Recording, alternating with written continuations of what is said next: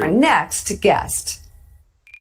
Heaven forbid we pass something that's going to help the damn workers in the United States of America. Heaven forbid we tilt the balance that has been going in the wrong direction for 50 years. We talk about pensions, you complain. We talk about the minimum wage increase, you complain. We talk about giving them the right to organize, you complain. But if we were passing a tax cut here, you'd be all getting in line to vote yes for it. Now stop talking about Dr. Seuss and start working with us on behalf of the American workers. Amen. During his 20 years representing Ohio in Washington, former Congressman Tim Ryan. If the Democratic Party actually meant that, then, there would be so much that got done, but obviously corruption. But I mean, again, we can say this and that about Tim Ryan, but ultimately that type of messaging works. And obviously we need to follow through. But let's check it out. Focused on helping America's blue collar workers. And now, as a private citizen, he is using his experience to bring working class voters back to the Democratic Party with his newly announced partnership with the think tank Third Way. And former Congressman Ryan joins us now. It is great to see you. Loved that speech when it happened, and it ages quite well. So I'm curious. Let's get right to the news, especially given the train derailment in East Palestine, the toxic chemical spill. Do you worry that blue-collar Americans feel still very much left out, even by Democrats in Washington? And exactly this is something that Republicans will use to further that narrative. Yeah, thanks, Mika. Great to be back. I see we got the whole band back together with Barnacle and Danny and the whole crew. It's great to be back. Be back with you guys. I think what happened in East Palestine is just an example one of kind of the issues facing like corporate America and having a good regulatory regime to keep people safe. But this is an area of the country that has been largely forgotten and ignored, and so you throw this on top of it, which is just a heartbreaking situation that those families are going through. We do have a lot of work to do.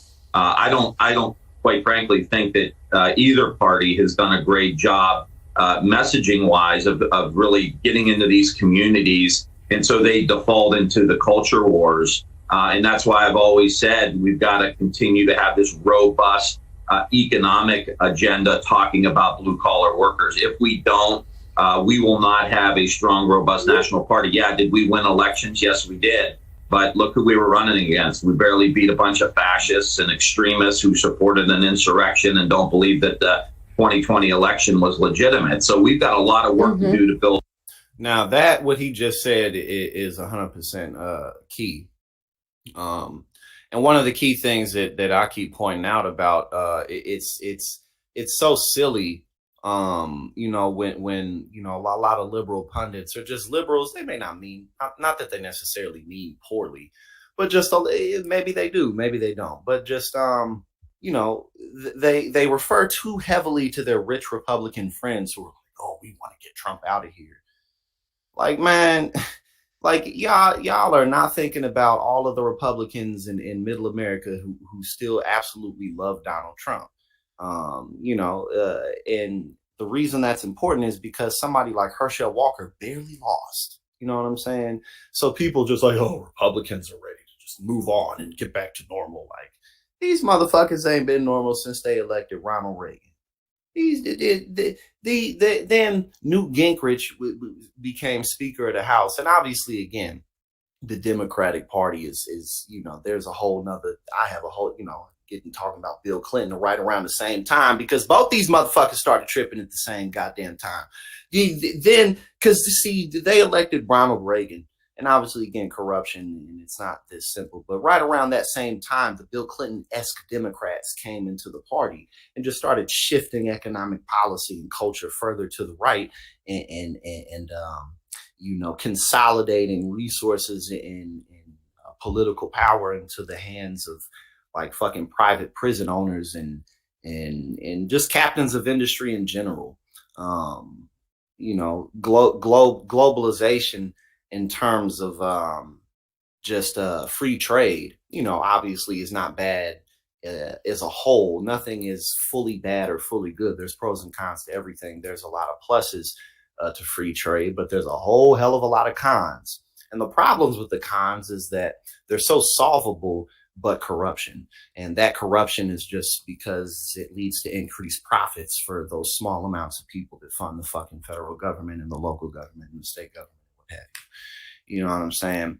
The cons are very avoidable of things like free trade. Like, there's no reason why we can't have a free trade system, but also have quite healthy domestic manufacturing. Like, it's like, oh, well, we could, like, like, these things are not complicated. You really don't even have to be.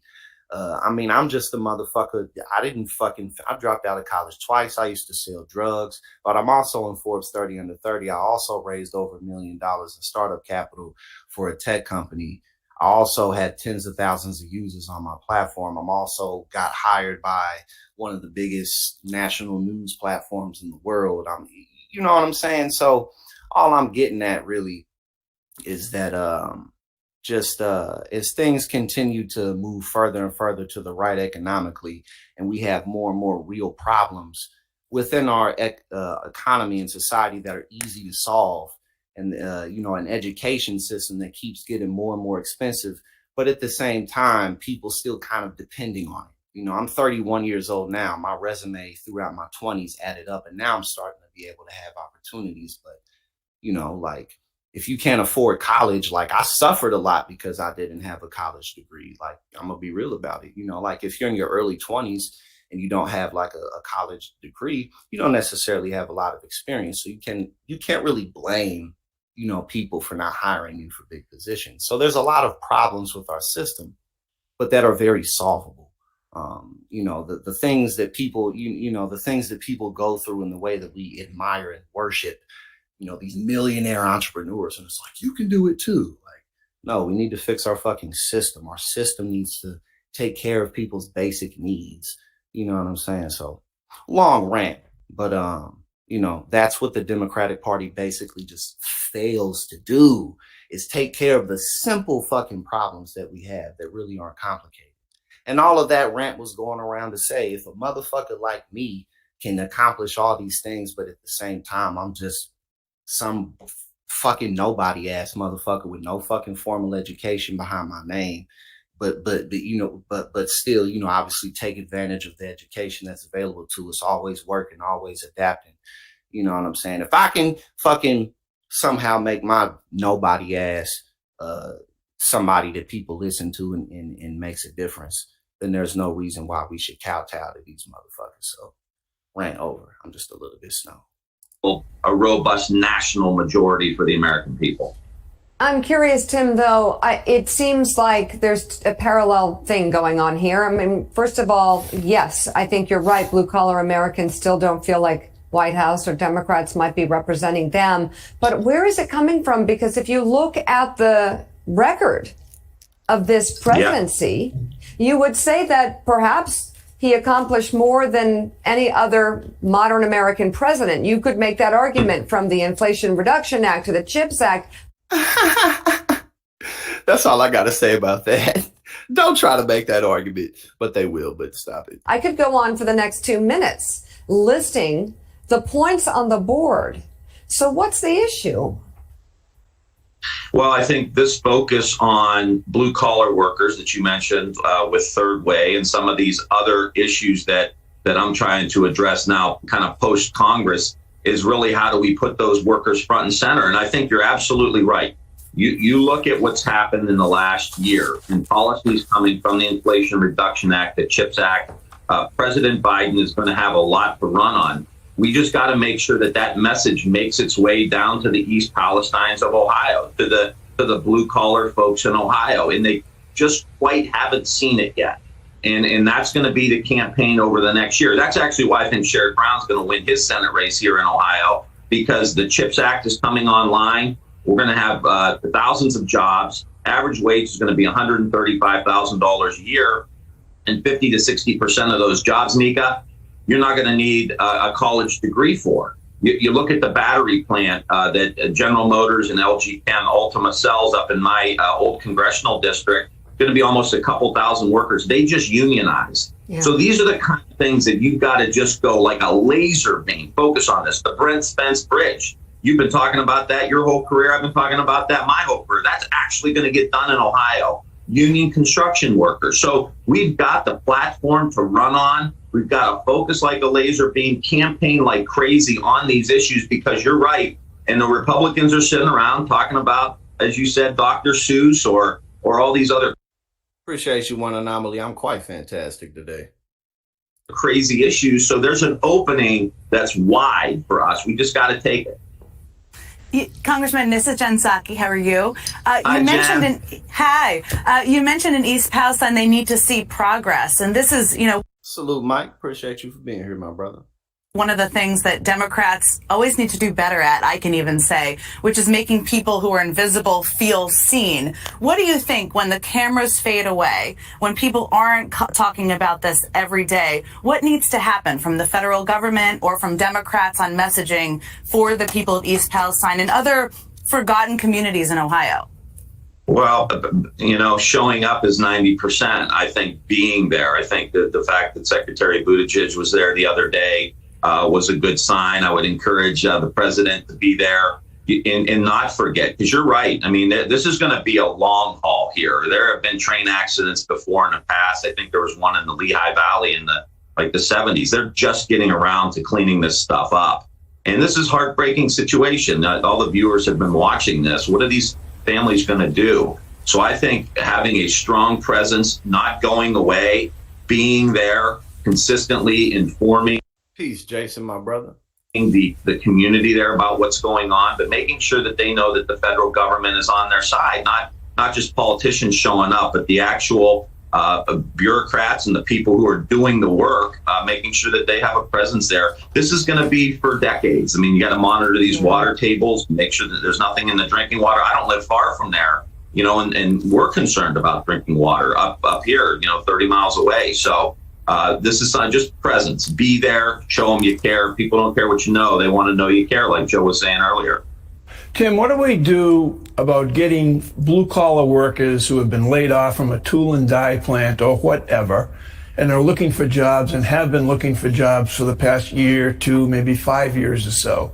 What do we do about the language of convincing them that the chip factory that you mentioned, that the battery plant that you mentioned, that those are real jobs? I mean, you can say that the average income is 130 grand, no college degree required, but they seemingly don't believe you because they're lost in this. What does the greening of America mean to me as a guy who worked with my hands for 15 or 20 years? What does it mean to me? What do you do about them? It's got to be the slow, steady drumbeat. I think, there are, 800 workers at the battery plant now that just voted for a union. Like, they're out drinking beer at the bar with their buddies. It's like, hey, I'm in the union. I got a good job. We're building batteries. I think making this a big vision for the United States of America, and let those workers feel like they're contributing to their kids' future. They're building the batteries that are going to bend the curve on climate change. Whether they believed it or not, or believe it or not, their kids believe that climate change is a real issue. And what could make a dad or a mom more proud than saying, I'm helping build a good future for my kids? And I think having infrastructure in place, not the physical infrastructure, but the workforce development infrastructure. I do a lot of work in the natural gas industry too, trying to displace coal, which is a huge contributor to global climate change. How do we build that pipeline into the natural gas community? Through inner city schools, through HBCUs, through rural communities. Build that pipeline so kids know they're going to go into an industry that's going to bend the curve over the next 30 or 40 years, not tomorrow, but over the next 30 or 40 years. And communicating that really robustly is going to be important. But the key, Mike, big vision. America is going to solve this problem. And those working class people, the same people that built the industrial age for America, they're going to build the green age for America. Former Ohio Congressman Tim Ryan, now a senior visiting fellow for Third Way. Thank you very much for being on this morning. It's great to see you. Well, yeah, again, and I think that he did a good job at addressing these things. And, ultimately, the more involved I get in politics, the more I realize that your own personal involvement is really what makes the biggest difference.